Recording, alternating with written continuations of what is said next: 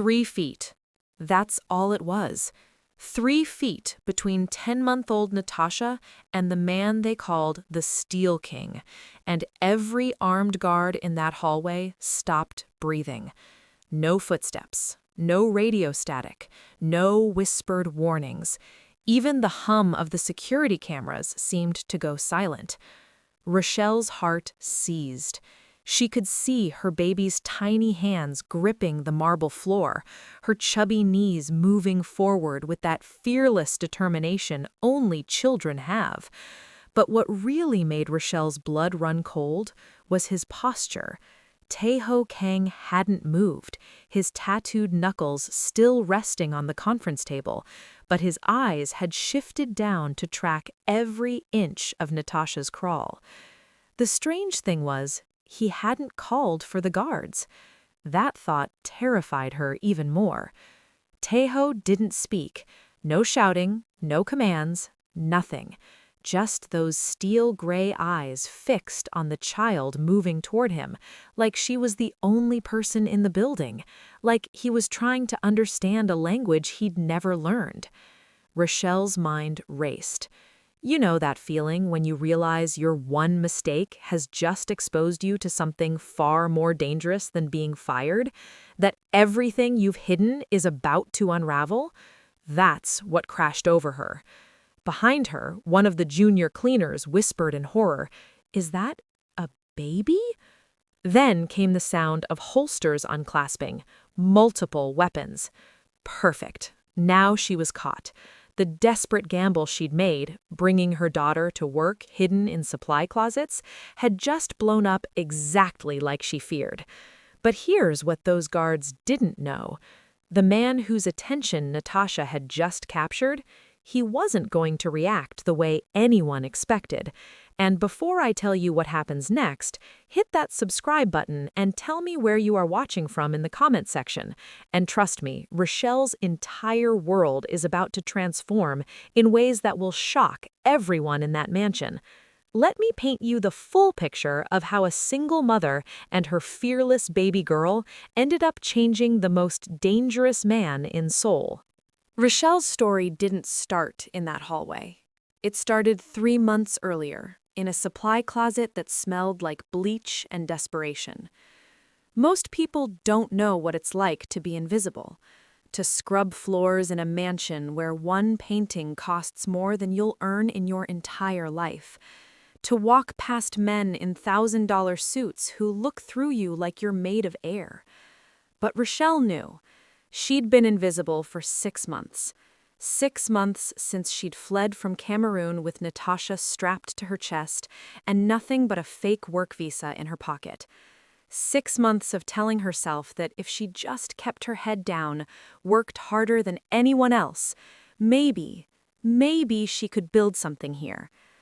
The job at the Kang estate came through whispers and desperation. Her cousin's friend knew someone who knew someone. That's how it works when you're undocumented. You don't apply online, you don't negotiate. You take what you can get and pray they don't ask questions. You clean, you stay quiet, you never go above the 3rd floor, Mrs. Chen had told her on day 1, her sharp eyes missing nothing. Mr. Kang doesn't like to see the staff. If he sees you, you're gone. Rochelle had nodded. She was good at being invisible. But there was one problem she hadn't solved: Natasha. Daycare costs money she didn't have. The other cleaners would report a baby instantly. Too much liability, too much noise. And leaving Natasha alone in that tiny rented room across the city, that wasn't even an option. So Rochelle did what desperate mothers do. She got creative. The supply closet on the 2nd floor became Natasha's nursery. A nest of clean towels, soft rags to muffle sounds, a bottle and quiet toys. Rochelle would prop the door just enough to hear any cries, clean nearby rooms in record time, checking every 10 minutes. It was insane. It was dangerous. It was survival. For 2.5 months, it worked. Natasha was unusually quiet, watching the world with huge, dark eyes like she understood that silence meant safety. Sometimes Rochelle would peek in and find her daughter just observing, taking everything in with impossible calmness. "You're too brave for your own good," Rochelle would whisper during stolen moments, "just like your father." Then Mrs. Chen changed everything. "You're being moved. Executive floor. Starting tomorrow." Rochelle's stomach dropped. The executive floor, where Tae-ho Kang actually lived and worked, where cameras covered every corner and armed guards stood at every door, where there were no supply closets. That night, Rochelle sat on her floor holding Natasha close. Her daughter had just learned to crawl, those wobbly, determined movements that meant she could no longer stay in one spot. Rochelle had three choices: quit and starve, leave Natasha somewhere unsafe, or take the biggest risk of her life. The next morning, she showed up with her cleaning cart, and hidden beneath a false bottom of cardboard and fabric, Natasha lay wrapped in sound-muffling blankets. For 2 weeks, Rochelle became a master of fear.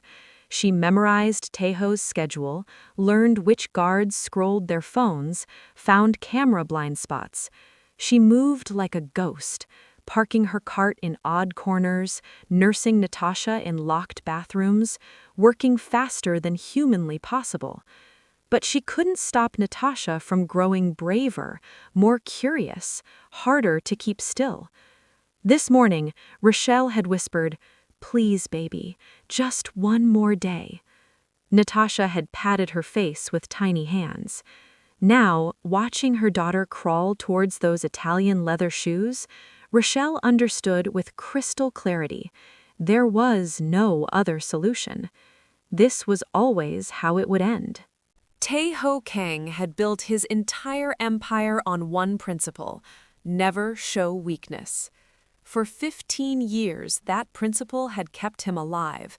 It had turned a street fighter from Busan into the man who controlled half of Seoul's underground. It had made rivals think twice, allies fall in line, and enemies disappear. He'd been shot 3 times, stabbed twice, and betrayed more times than he could count. Through all of it, his face never changed. Steel King wasn't just a nickname, it was a warning. So when Natasha's tiny hand wrapped around his ankle, Tae-ho did what he always did. Nothing. He stood perfectly still, his expression frozen in that carefully neutral mask he'd worn for so long it had become his real face. The guards waited for his signal. One word and they'd remove this situation. One gesture and the woman would be dragged away, the child taken to authorities, the problem erased. But Tae-ho didn't give the signal, because something impossible was happening. Natasha pulled herself up using his pant leg, her chubby fingers gripping the expensive fabric with surprising strength. She stood there on wobbly legs, looking up at him with those enormous dark eyes, and smiled. Not a scared smile, not a hesitant smile, pure joy, like she'd been searching for him specifically, like finding him was the best thing that had happened to her all day. Tae-ho felt something crack inside his chest. Not break, crack, like ice that's been solid for so long you forget it's just frozen water underneath. He'd seen every kind of look in his life. Fear, mostly. Hatred, greed, desperation. People looked at him and saw a weapon, a bank account, a threat, a solution to their problems. No one had ever looked at him like he was worth smiling at. Natasha made a sound, not quite a word, more like a happy babble, and reached both arms up, the universal gesture every parent on earth recognizes instantly. "Pick me up." Tae-ho's hands, which had held guns and signed death warrants, and never once trembled, hesitated. "Sir?" One of the guards stepped forward. "Should we—" "Don't." The word came out rougher than Tae-ho intended. In his peripheral vision, he saw the woman, the cleaner, he assumed, frozen against the wall. Her face was a mask of terror, tears streaming down her cheeks. She looked like she was watching her entire world collapse. She probably was. But Tae-ho couldn't look away from the child. Natasha was still reaching, still smiling, completely unafraid of the man who made grown criminals wet themselves. Slowly, moving like he was defusing a bomb, Tae-ho crouched down. His knees protested. Too many fights, too many old injuries, but he lowered himself until he was eye level with Natasha. She immediately grabbed his face with both hands. The guards collectively held their breath. No one touched Tae-ho Kang. No one. Natasha patted his cheeks like she was checking if he was real, her expression serious now, concentrated. Then she leaned forward and pressed her forehead against his. Something in Tae-ho's chest didn't just crack, it shattered. He'd forgotten what warmth felt like. Real warmth, not the artificial heat of expensive whiskey or the temporary fire of violence. This was different. This was a 10-month-old child deciding, for reasons he couldn't begin to understand, that he was safe. When was the last time anyone had thought he was safe? Tae-ho's hand moved on its own, coming up to steady Natasha's back. His palm covered most of her tiny frame. So fragile, so fearless. "What's her name?" His voice came out quieter than he'd spoken in years. From across the hallway, barely a whisper. "Natasha." Tae-ho looked up at the woman for the first time, really looked at her, saw the desperation, the exhaustion, the fierce maternal terror in her eyes, saw someone who'd been invisible by necessity, not choice. "Come here," he said. It wasn't a request. The whispers started before Rochelle even reached the executive floor the next morning. "Did you hear? Chen moved the African girl." "Not moved, promoted." "To what? She's a cleaner." "Not anymore." Rochelle kept her eyes down as she walked past the staff break room, but she could feel their stares burning into her back. 24 hours ago, she'd been nobody, invisible. Now she was the woman everyone was talking about. Mrs. Chen had summoned her to the office late yesterday, after Tae-ho had finally released Natasha and walked away without another word. Rochelle had expected termination papers, deportation threats, police. Instead, Mrs. Chen had slid a key card across the desk. "Executive floor, personal concierge duties. You'll attend to Mr. Kang's immediate needs during business hours." The older woman's face had been unreadable. "Your daughter stays with you. There's a room being prepared adjacent to his office." Rochelle had stared at the keycard like it might bite her. "I don't understand." "Neither do I, but Mr. Kang doesn't explain his decisions." Mrs. Chen's eyes had sharpened. "Don't make me regret vouching for you." Now, stepping off the elevator onto the executive floor, Rochelle felt like she'd entered a different world. The marble was whiter here, the art more expensive, the silence more absolute. And the guards, there were twice as many as before, all watching her with expressions that ranged from confusion to barely concealed hostility. She found the room Chen had mentioned. It was bigger than her entire apartment. A crib stood in the corner, high-end, the kind that cost months of her old salary. Toys arranged neatly on shelves, a changing table stocked with supplies. Someone had prepared this, overnight. Rochelle's hands shook as she settled Natasha in the crib. Her daughter immediately pulled herself up, babbling happily, completely oblivious to how impossible this all was. "Miss Johnson." Rochelle spun around. One of the senior guards stood in the doorway, the tall one with the scar across his jaw. Kim, she thought his name was. "Mr. Kang is in conference room 3. He's requested coffee. The kitchen is down the hall. Someone will show you." It wasn't an offer. The kitchen staff barely looked at her as she prepared the coffee, but Rochelle caught the glances, heard the silence that fell when she entered. She'd worked in enough places to recognize jealousy when she saw it. She'd jumped the line, skipped years of hierarchy, gone from basement cleaner to executive floor in a single day, and nobody understood why. Honestly, neither did she. When Rochelle brought the coffee to conference room 3, she found Teho sitting at the head of a long table, surrounded by men in expensive suits. The conversation stopped the moment she entered.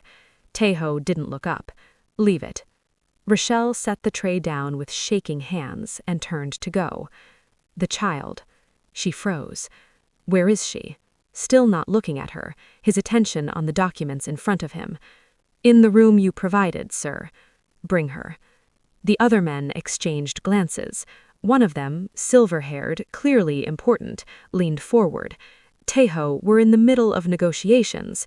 "I know what we're in the middle of." Teho's voice carried that edge that made smart people stop talking. "Bring her." Rochelle fled. When she returned carrying Natasha, the baby immediately squealed with delight at the sight of Teho. Several of the men actually flinched at the sound. "Set her down," Teho said. Rochelle placed Natasha on the floor. Her daughter took off crawling immediately, making a beeline for Teho's chair like yesterday had never ended. And Teho, the Steel King, the man who'd built an empire on fear, reached down without breaking eye contact with the silver-haired man and lifted Natasha into his lap. "Now," he settled the baby against his chest like it was the most natural thing in the world. Where were we? Teho had negotiated billion-won deals while bleeding from a knife wound. He'd stared down rival bosses with guns pointed at his head. He'd built an empire on the ability to never blink first. But he'd never tried to close a shipping contract with a 10-month-old trying to eat his tie.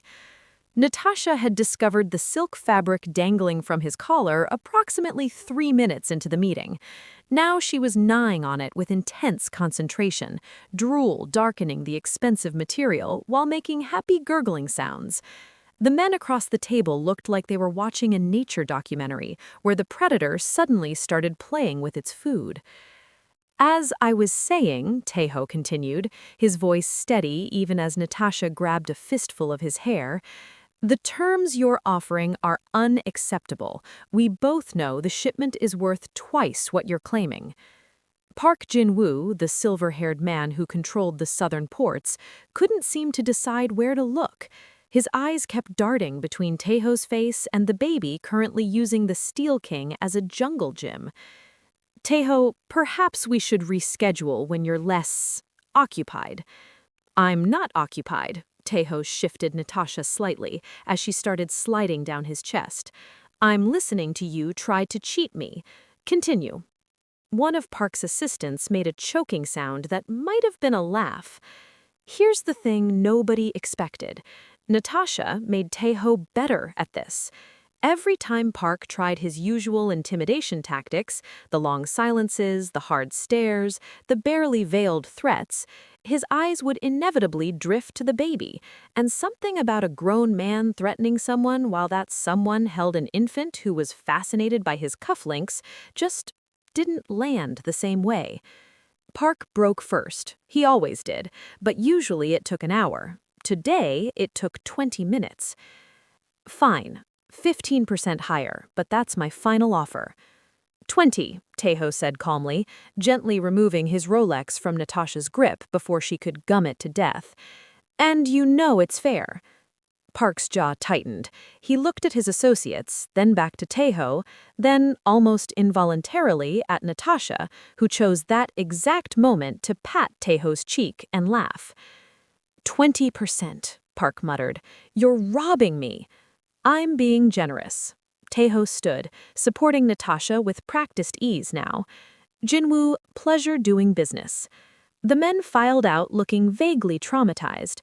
As the door closed, Teho heard one of them whisper, "Did that just happen?" Rochelle appeared in the doorway immediately, her face anxious. "I'm so sorry, sir. I tried to keep her quiet, but she heard your voice and—" "Don't apologize." Teho looked down at Natasha, who was yawning now, her earlier energy fading. "She just made me 12 million won." I don't understand. Neither do I, and that was true.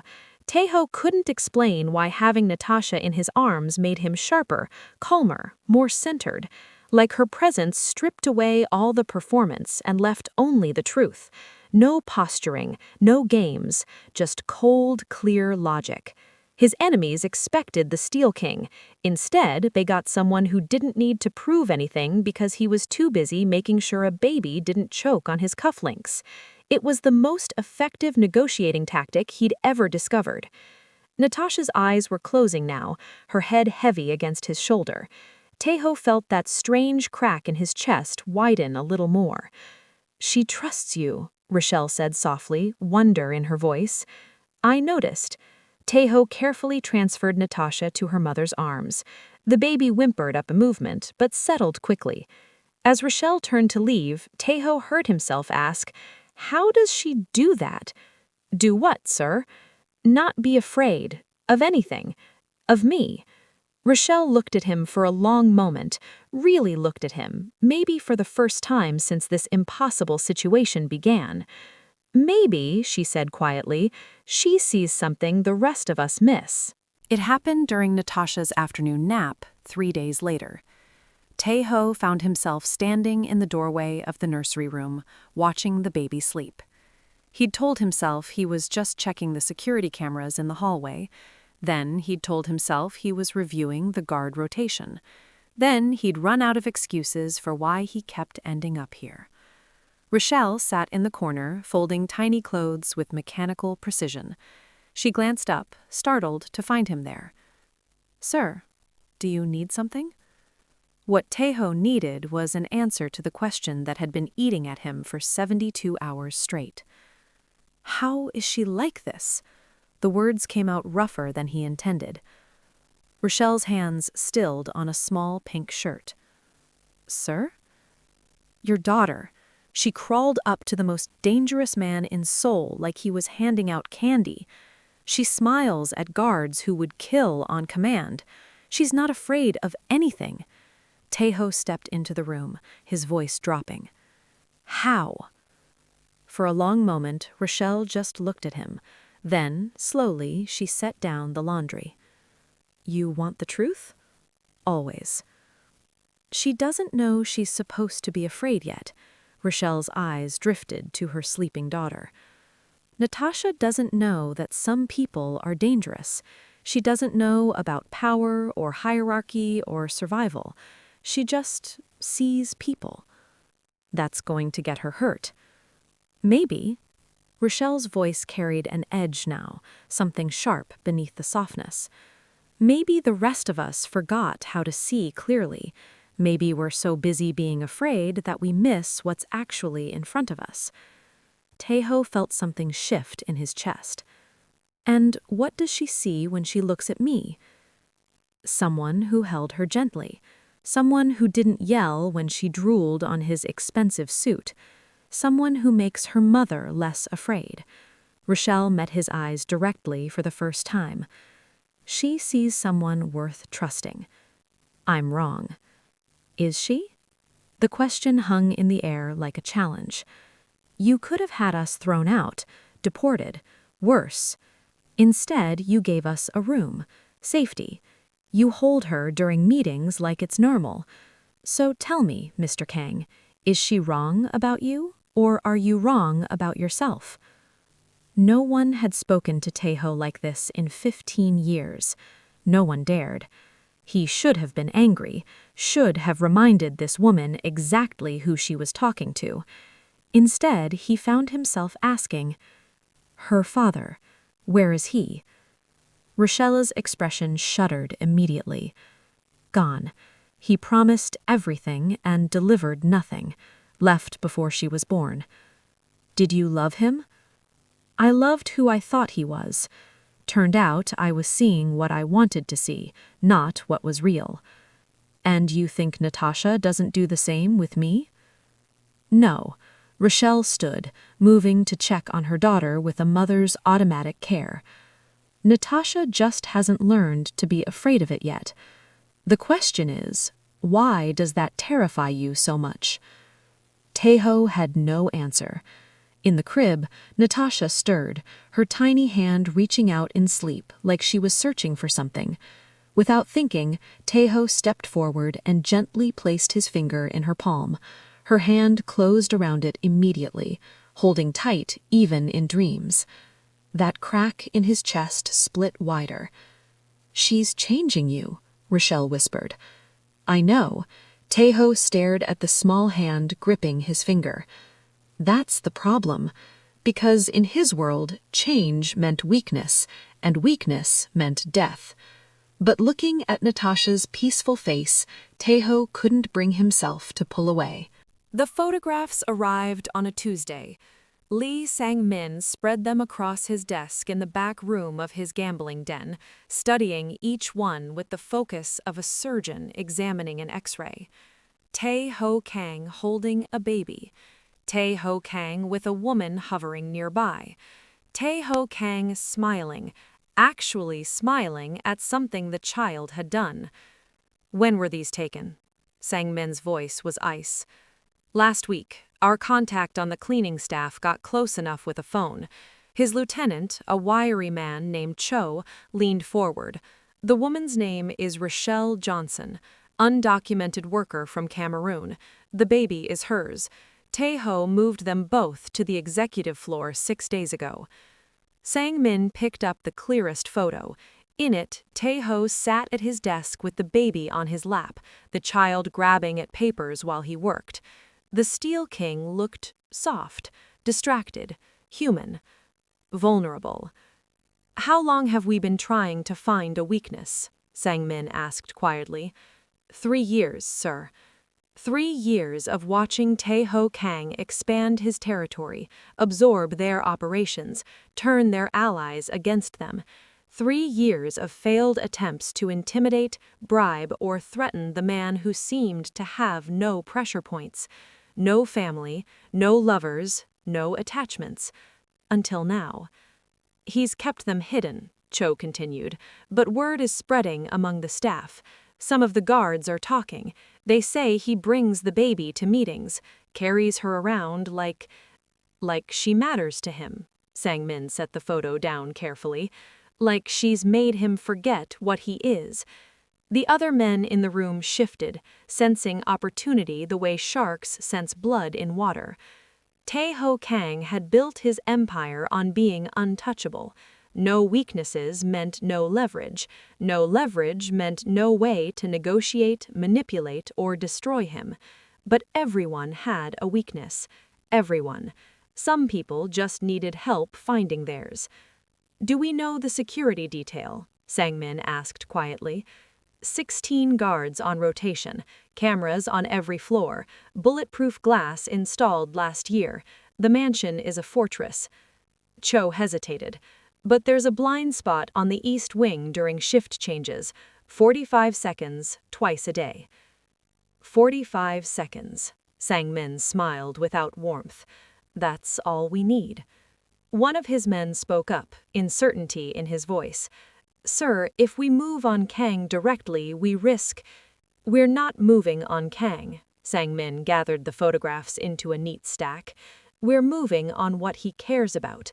There's a difference." The room went quiet as understanding settled over them. "The woman and child," Cho said slowly. "You want to take them. I want Tae Ho Kang to know what it feels like to lose something. For 3 years, that man has taken everything from us: territory, revenue, respect. He's operated like he's bulletproof because nothing touches him, nothing matters." He held up the photo of Tae-ho smiling at the baby. "But this matters. Look at his face. That's not the Steel King. That's a man who's forgotten to guard his heart." Sang-min's smile widened. "And that's when we strike." "When?" Cho asked. "Soon. But first I want to know everything about Rochelle Johnson. Where she came from, why she's there, what she means to him." Sang-min leaned back in his chair. "Because when we take her and that baby, I want Tae Ho Kang to understand exactly what he's losing. I want him to feel it." In the photograph, Natasha's tiny hand rested against Tae-ho's cheek. Sang-min traced the image with one finger. Everyone breaks eventually, even kings made of steel. The first gunshot shattered the east wing window at 11:47 p.m. Tae-ho was in his office reviewing contracts when the glass exploded inward. His body moved on instinct, 15 years of survival reflexes taking over before his mind could catch up. He was on the floor, hand reaching for the gun in his desk drawer when he heard it. Natasha, screaming.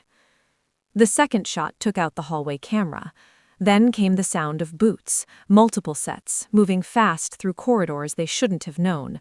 The power cut. Emergency lighting bathed everything in red. Tae-ho ran. He'd navigated war zones calmer than this, had walked into ambushes with steady hands and clear thoughts, but hearing Natasha's cries echoing through the darkness did something to him that bullets never had. It made him afraid. The nursery door hung open.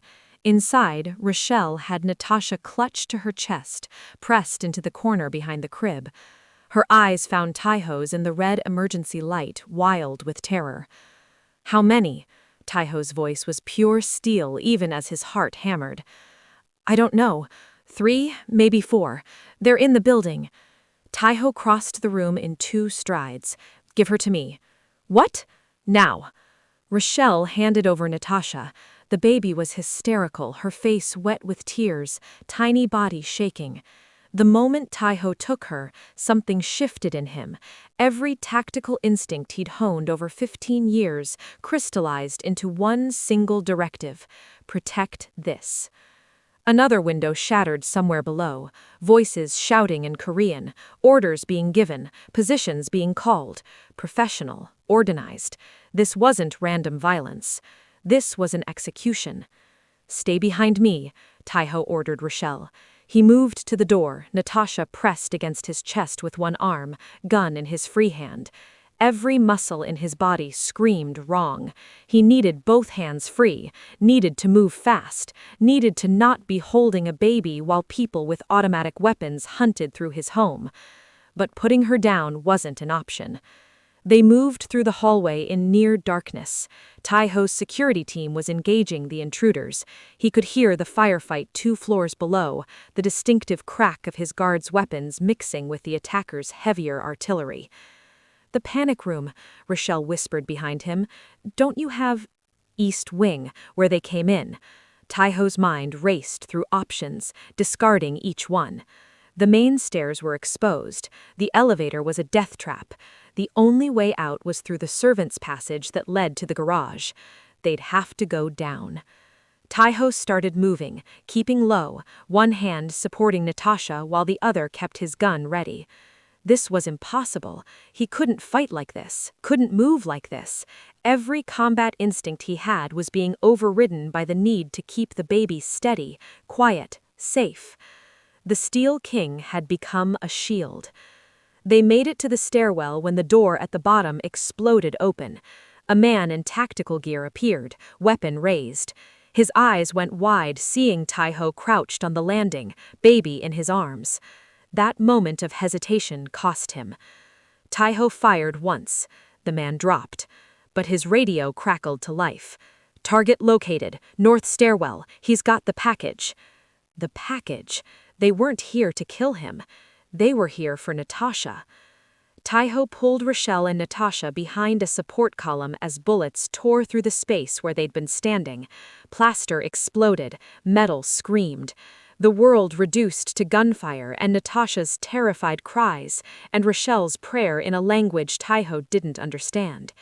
He'd been in worse situations, tighter spots, longer odds, but he'd never had something to lose before. The silence after gunfire is always louder than the shots themselves. Tae-ho's ears rang as he pressed himself against the column, Natasha and Rochelle tucked behind his body. His shoulder burned, grazed by a bullet, nothing serious, but the blood was already soaking through his shirt.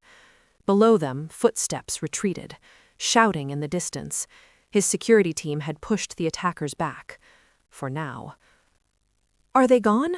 Rochelle's voice shook. "They're regrouping." Tae-ho shifted, checking the stairwell. 3 bodies, all intruders. His team had responded faster than the attackers expected. We have maybe 2 minutes before they try again. Natasha had stopped screaming. That should have been a relief, but the silence was worse.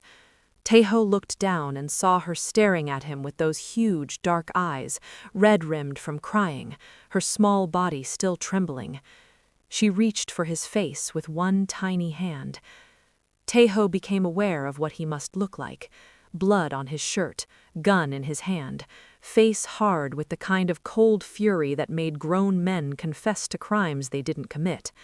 He was everything her mother had tried to protect her from: violence made flesh, danger in expensive clothes.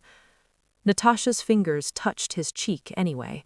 She didn't pull back, didn't flinch, just patted his face gently, like she was checking if he was hurt, like she was trying to comfort him instead of the other way around. "Sir, your shoulder," Rochelle's voice shook. "It's nothing." But Tejo couldn't look away from Natasha. Even now, even after watching him kill a man, even covered in plaster dust and terror, she was reaching for him, trusting him. The crack in his chest that had been forming for days finally broke open completely. "Why?" The word escaped before he could stop it. "Why doesn't she hate me?" "Because you saved us." Rochelle's hand found his arm, her grip surprisingly strong. "You could have run. You could have let them take us and saved yourself. But you didn't." Footsteps on the stairs below. His head of security appeared, weapon ready. "Sir, we've secured the perimeter. 4 hostiles down, 2 escaped. We need to move you to—" The man stopped, staring at the scene.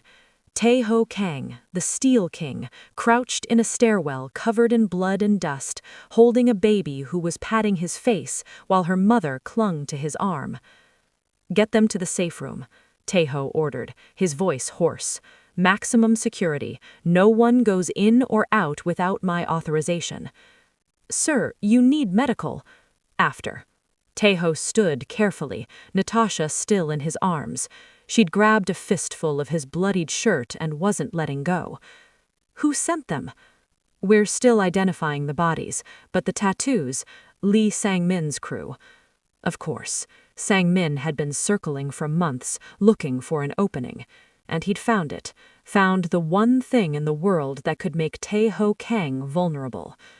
They reached the safe room, reinforced steel, independent air supply, enough supplies to last a week. Tejo finally, reluctantly, transferred Natasha to Rochelle's arms. The baby whimpered, reaching back for him. "I'll be right outside," Tejo promised. To Natasha, to Rochelle, to himself. As the door sealed, Rochelle caught his hand through the narrowing gap. "Thank you for not letting go of us." Tejo looked at his bloodied hand in hers. "I don't think I can anymore." The door clicked shut.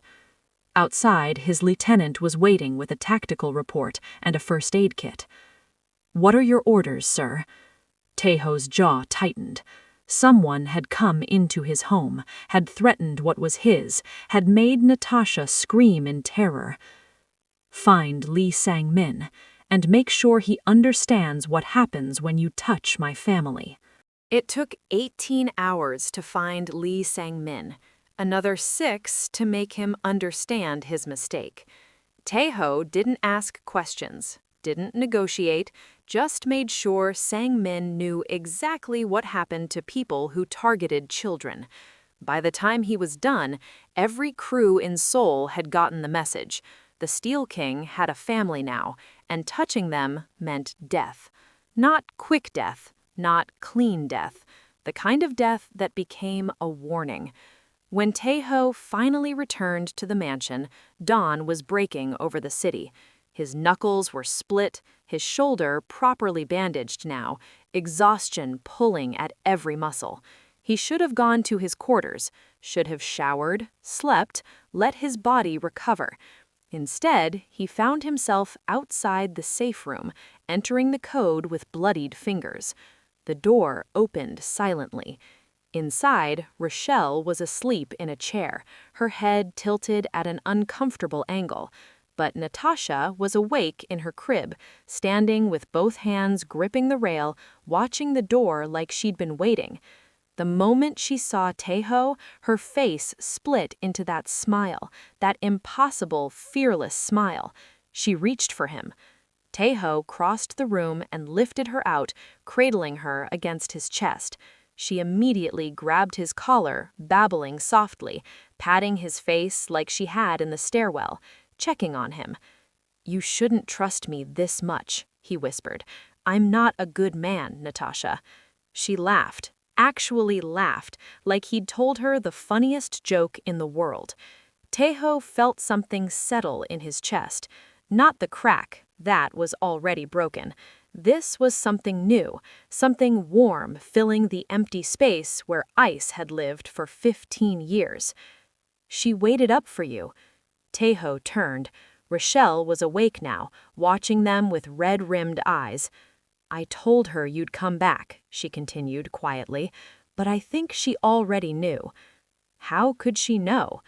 "Because you promised." Rochelle stood, moving closer. "And she believes you." Taeho looked down at Natasha, who was now trying to eat his collar. "I killed people tonight, probably ruined lives, definitely broke laws. I know what you are." Rochelle's voice was steady. "I've always known. But I also know what you did. You could have handed us over, used us as bargaining chips, saved yourself and let them take us. That was never an option. Why not?" The question hung in the air. Taeho had asked himself the same thing 100 times in the past 18 hours. Why had he risked everything? Why had he compromised his tactical position? Why had he fought with one hand tied behind his back? He looked at Natasha, at this tiny, fearless creature who'd decided he was worth smiling at. He said finally, "Because she saw something in me that I'd forgotten was there," he said finally, "and I couldn't let her be wrong." Rochelle's eyes filled with tears. So what happens now?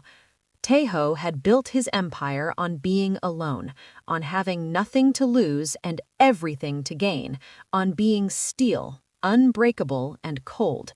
But steel could be reforged. Now? He adjusted Natasha in his arms, feeling her small weight settle against his heart. "I'm stopping pretending I don't have a family. You and Natasha aren't hiding anymore. You're not staff. You're mine to protect." "Taeho," he whispered, "I'm adopting you both, officially. Papers, lawyers, everything legal." His voice carried that edge that made smart people stop arguing. "Anyone who wants to hurt you will have to go through me, and after last night, I don't think anyone's that stupid." Rochelle stared at him. "You're serious?" "I've never been more serious about anything in my life." Natasha chose that moment to grab his nose, giggling when he pretended to bite her fingers. "She saved you," Rochelle whispered, wonder in her voice. A 10-month-old baby saved the Steel King from his own cold heart. Taeho smiled, really smiled, for the first time in years. "No," he said, pressing a kiss to Natasha's forehead. "She reminded me I still had one." Sometimes the bravest thing you can do is see someone for who they could be, not who they've been forced to become. Rochelle didn't set out to change anyone. She was just trying to survive, hiding her daughter in supply closets, staying invisible, doing whatever it took. But 10-month-old Natasha? She had other plans. She saw past the Steel King's reputation, past the violence, past the fear everyone else carried. She saw someone worth smiling at. And that changed everything. Was it reckless? Absolutely. Should a mother have trusted her child to a man built from danger? Maybe not. But here's what I keep thinking about. What if the people we write off as monsters are just waiting for someone brave enough to see them differently? Tae-ho Kang had everything: power, money, fear, respect. But he had nothing that mattered until a baby girl decided he was worth crawling toward. She didn't ask his permission, didn't wait for him to prove himself. She just trusted him. And sometimes that's all it takes. One fearless moment, one person who refuses to see you as steel and insists on finding the heart underneath. So here's my question. Can people really change, or do they just need someone who believes they can? Drop your thoughts below. Was Natasha's trust foolish or prophetic? Did Tae-ho deserve this second chance? And would you have been brave enough to let a dangerous man hold your child? If this story reminded you that transformation is possible, hit subscribe. I'm here every week with stories about unlikely families, impossible choices, and the fearless love that changes everything. Because the best stories aren't about perfect heroes, they're about broken people choosing to be whole. Until next time, stay dangerous. Silent Speaks Story, where every story leaves a mark.